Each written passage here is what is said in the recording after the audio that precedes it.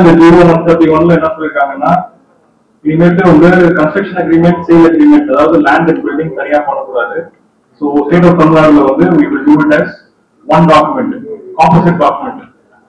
அது வந்து அதர் ஸ்டேட்ஸ்ல இருக்குது. ஸோ அதர் ஸ்டேட்ஸ்ல இருக்கிறதுனால அதே மாதிரி we will also do it here அப்படின்னு சொல்லிட்டு they announced 0131. இது வந்து டிசம்பர் 1 அன்னைக்கு அறிவிச்சாங்க. ஸோ கரெக்டான மார்க்கெட் கண்டிஷன்ஸ் ஸ்டடி பண்ணல. ரெண்டாவது ஹோம் பையர்ஸ்க்கு இது எப்படி அஃபெக்ட் ஆகும் அப்படின்றத யோசிக்காம ஜஸ்ட் ஓவர் நைட் பண்ணிட்டாங்க அப்படின்றது தான் எல்லாருடைய ஒரு கவலையும். பேசிக்கலா கிரவுண்ட் ஒர்க் எதுவுமே பண்ணாம just like that over night பண்ண மாதிரி இருக்குது. அப்கோர்ஸ் ஒரு 2-3 மீட்டிங் வச்சாங்க, அதை பத்தி நாங்க ஸ்பீக் பிஃபோர் தட்.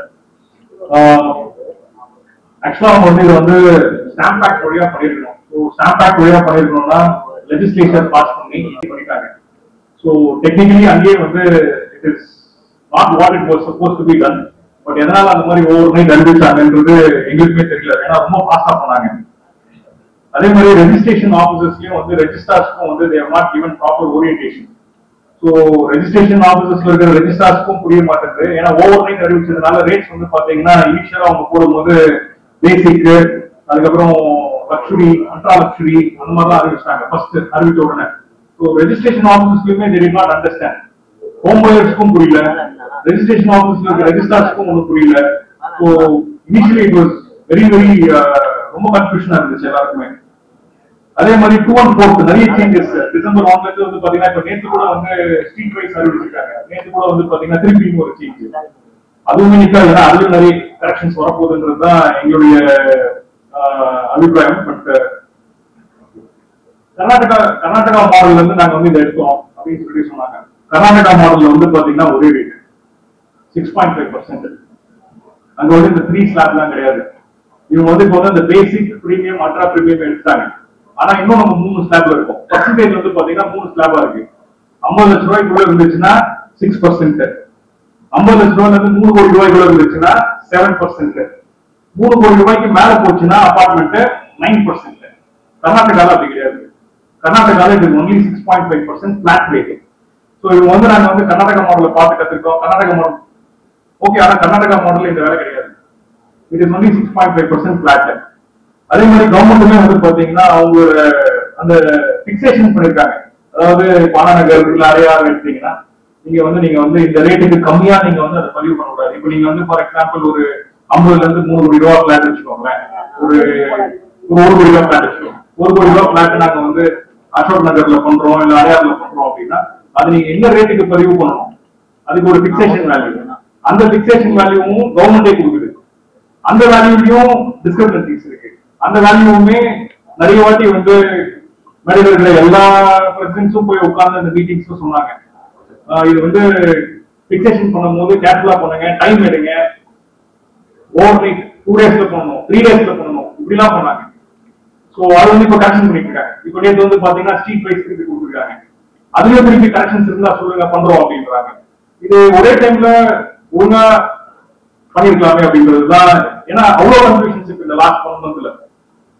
அதே மாதிரி ஜியோவுமே வந்து பாத்தீங்கன்னா ஜியோல ஒரு இடத்துல என்ன சொல்றாங்க, இது வந்து ஹோம் பையர்ஸ்க்கு வந்து பிரைஸ் ரிடக்ஷனுக்காக பண்ணணும். ஆக்சுவலா பிரைஸ் ரெடியூஸ் ஆகல. நாங்க காமிக்கிறோம் ஒரு ஸ்லைடு, பிரைஸ் எவ்வளவு ஏறி இருக்குன்னு காமிக்கிறோம். ஒரு இடத்துல என்ன சொல்றாங்க, கவர்மெண்ட்டுக்கு வருமானம் வேணும்னு சொல்லிட்டு பண்ணுறாங்க. அந்த ஜியோலயே கான்ட்ரடிக்ஷன். ஒரே ஜியோல ஒரு இடத்துல ஜியோ சொல்லுது price reduction for the home buyer, அதே ஜியோல சொல்லுது வருமானம் வேணும்னு சொல்லிட்டு பண்றாங்க. சாரி, புது வருஷம் வந்துச்சு. 4 வாட்டி சேஞ்ச் பண்ணிருக்காங்க. மார்ச்ல வந்து பாத்தீங்கன்னா dining value 2% registration charges, UDS 11%, construction agreement 2% இருக்கு. 1st of April மாத்துறாங்க.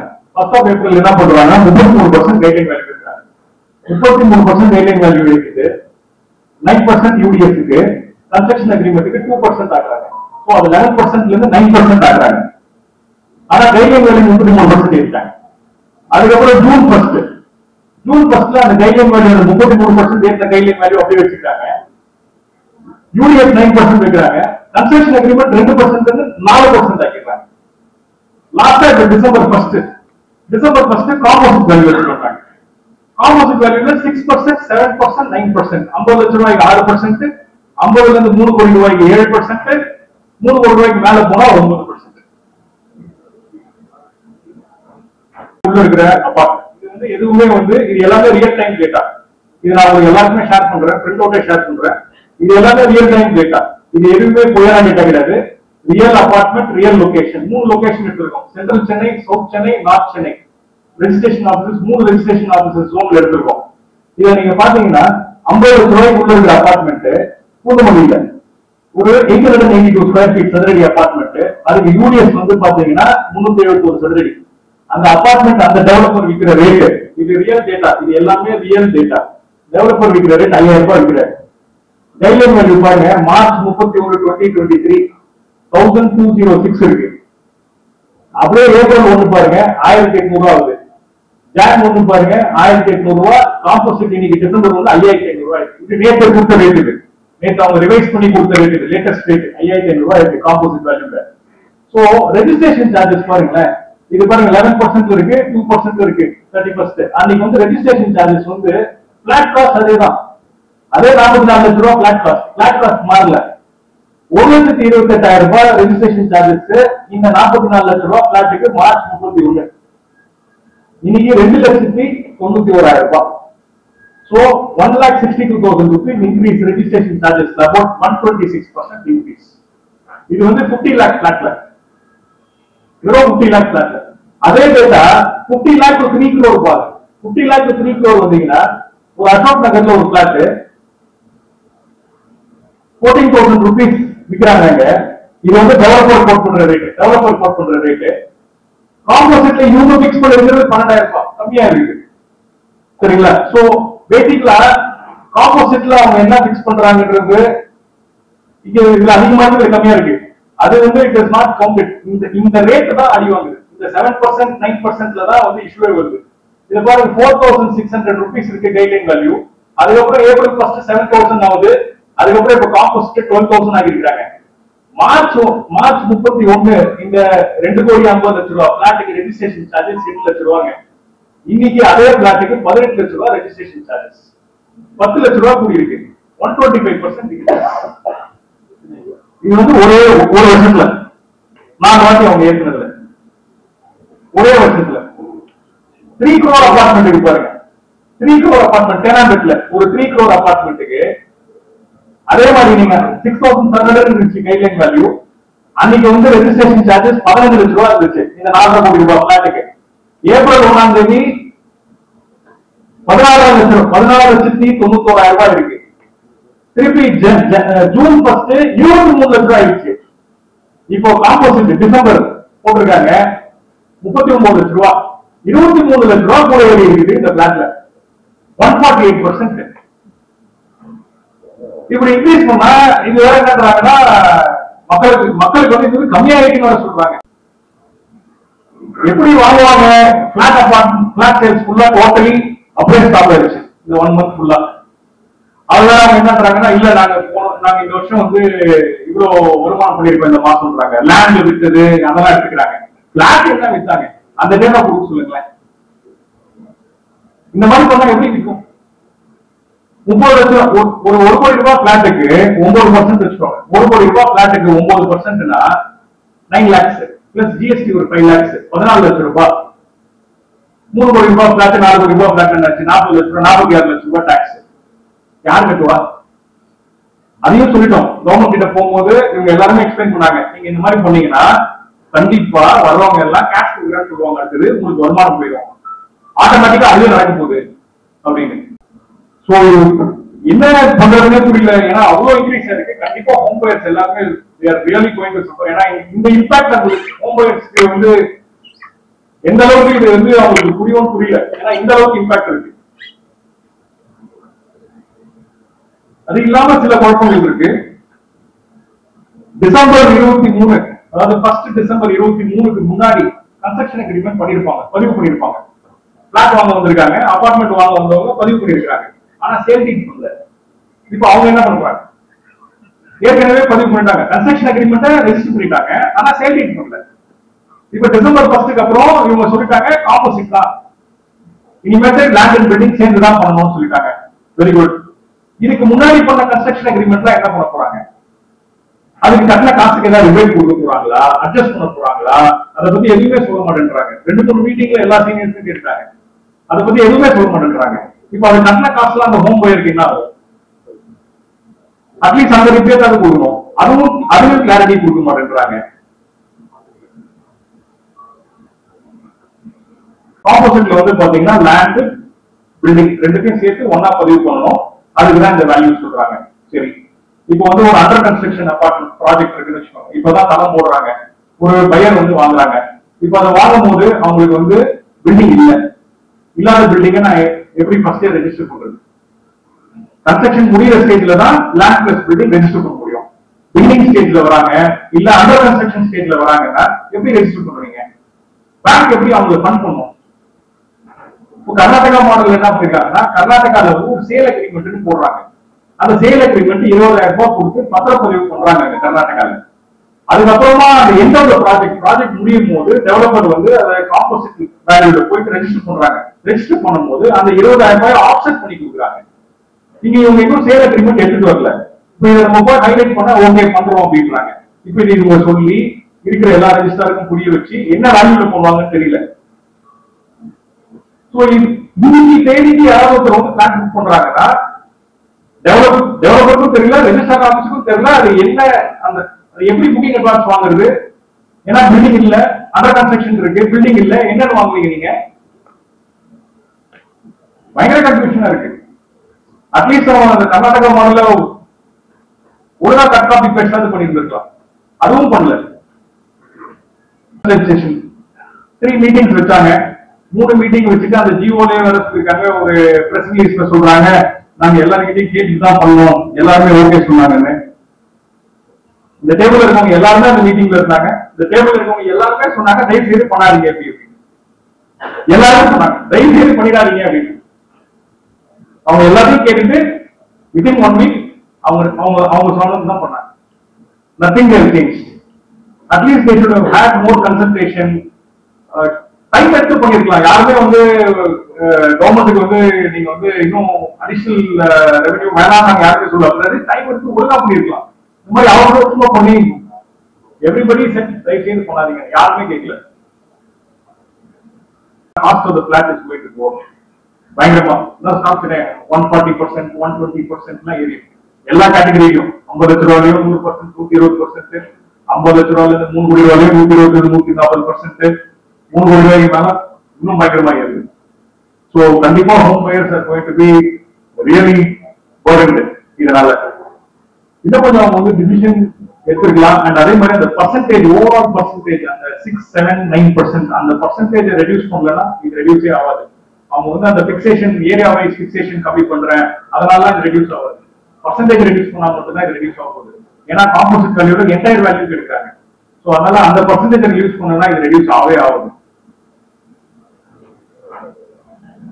இது வந்து அனராக்கோட ரிப்போர்ட். இது எங்க ரிப்போர்ட் இல்ல, அனராக்கோட ரிப்போர்ட். இது அனராக்கோட ரிப்போர்ட்ல பாருங்க, அவங்க சொல்லிருக்காங்க, நாங்க சொல்லல. frequent high சென்னை வந்து டாப் 7 சிட்டிஸ்ல எங்க இருக்கு பாருங்க, -11% இருக்கு. This is not our report, this is ANARAC report with the quarter 3 report. This is what will happen if they keep continuing in this path. 10 year increase ஆகும். ஒரு 20 வருஷம் கட்ட வேண்டியது 24 வருஷம் 25 வருஷம் கட்டுவார் EMI. All this is from ANARAC report. Government கிட்ட நாங்க கேக்குறது reduce the rate that 6%, 7%, 9% reduce பண்ணுங்க. Plus have more consultation with the stakeholders. நிதானமா பண்ணுங்க, அவசரப்பட்டு ஓவர் நைட் எதுவும் பண்ணிடாதீங்க. This is the only concern that we have with them. Otherwise we have no concerns.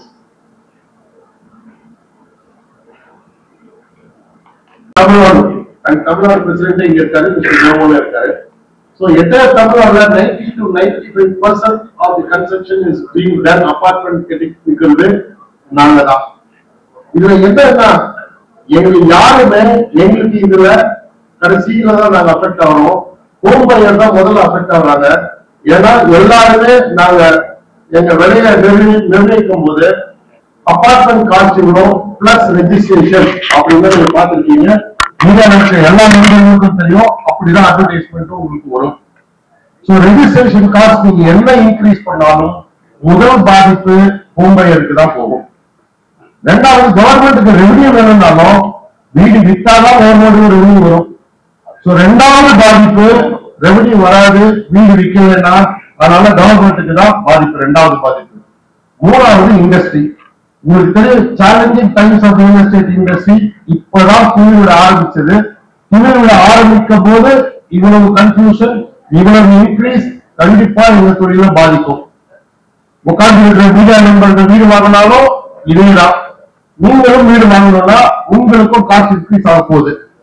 அதான் நாங்க நீங்க சார்பிலையும் கவர்மெண்டோட சார்பிலையும் எங்க சார்பிலையும் கவர்மெண்ட் ரெக்வஸ்ட் கொடுக்குறோம். தயவு செய்து இது குறைங்க, இது குறைங்க, இண்டஸ்ட்ரியும் நல்லா இருக்கும், நீங்களும் நல்லா இருக்கும், எல்லாருக்கும் வீடு வாங்குற கனவும் கண்டிப்பா நடக்கும் அப்படின்றதுதான் எங்களுடைய கோரிக்கை.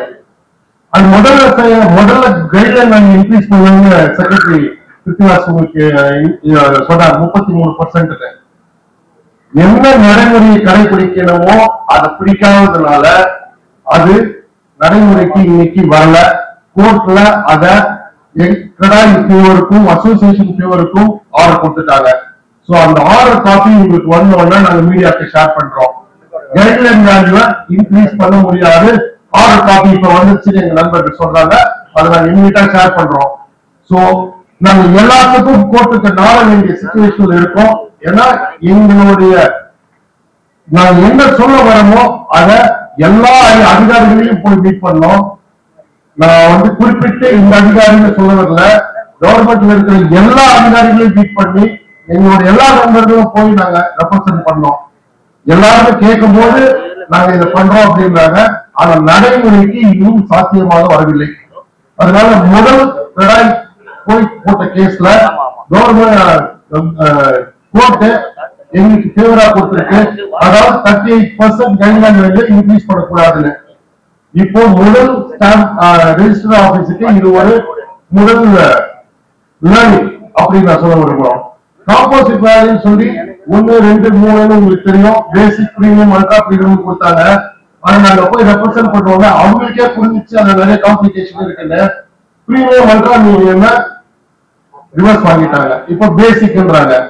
இப்போ இது ரெண்டாவது பின் வாங்கிட்டாங்க அவங்க கவர்மெண்ட் ரெஜிஸ்ட்ரேஷன் ஆபீஸ். இப்போ மூணாவது நேற்று ஒரு புதுசா ஒரு பேசிக் ரேட் போட்டிருக்காங்க. அந்த பேசிக் ரேட்டும் நடைமுறையில இல்லாத பேசிக் ரேட் சில ஏரியாவில் இருக்குன்னு எங்க நண்பர்கள் மூலமா நாங்க தெரிஞ்சுக்கிட்டோம். இன்னும் மெசேஜ் வந்துட்டே இருக்கு. என்னோட ஏரியாவில் 5000 போல 8000 கொடுத்துட்டாங்க, 7000 கொடுத்துட்டாங்க. அதை எங்க உட்காந்து டிஸ்கஸ் பண்றேன் அப்படின்னு சொல்லியிருக்காங்க. அதுக்கும் அவங்க அந்த பேசிக் ரேட்டையும் குறைக்கணும். என்னதான் பேசிக் ரேட்டை குறைச்சாலும் பர்சன்டேஜ் குறைக்கலன்னா இந்த இண்டஸ்ட்ரி சர்வே ஆகுறது ரொம்ப ரொம்ப கஷ்டமாயிடும். ஹோம் பையர்ஸ்க்கு வீடு வாங்கணுன்றது கனவாயிடும். கவர்மெண்ட்டுக்கு இன்க்ரீஸ் இன் ரெவன்யூ கனவாயிடும். அவங்க இப்போ ஒரு ஆர்குமெண்ட்ல மீடியால கொடுக்குறாங்க, இவ்வளவு கோடி இந்த மாசம் கலெக்ஷன் ஆச்சுன்னு. மார்கழி மாசத்துக்கு முன்னாடி வந்தனால அந்த கலெக்ஷன் வந்தது. அதையும் நீங்கள் எடுத்து பாத்தீங்கன்னா land and building flat apartment registration நடக்கல. ஏன்னா அபார்ட்மெண்ட் ரெஜிஸ்ட்ரேஷன் ஏன் நடக்கலன்னா அவங்களுக்கே தெரியல இது எப்படி ரெஜிஸ்டர் பண்ணுவாங்க. சோ கிருத்திகா சொன்ன மாதிரி ஓரியன்டேஷன் ஃபார் ரெஜிஸ்டர் தெரியல. அவங்க சொல்றதெல்லாம் சில வந்து எங்களுக்கே வியப்பா இருக்கு. நாங்க எடுத்து சொல்லிட்டு இருக்கோம், இன்னுமே எங்களுக்கு ஒரு தீர்வு வரலன்றதுனாலதான் நாங்க மீடியாவுக்கு வந்திருக்கோம். இத்தனை அசோசியேஷனும் ஒரு பிரச்சனைக்கு இணைந்து வரவங்க அதுல கவர்மெண்ட் புரிஞ்சுக்கணும். இண்டஸ்ட்ரி பெரிய பெரிய அடி வாங்கும், கவர்மெண்ட் அடி வாங்கும், வீடு வாங்குறது கனவா போகும். இதை தவிர நண்பர்கள் என்ன கேள்வி கேட்டாலும்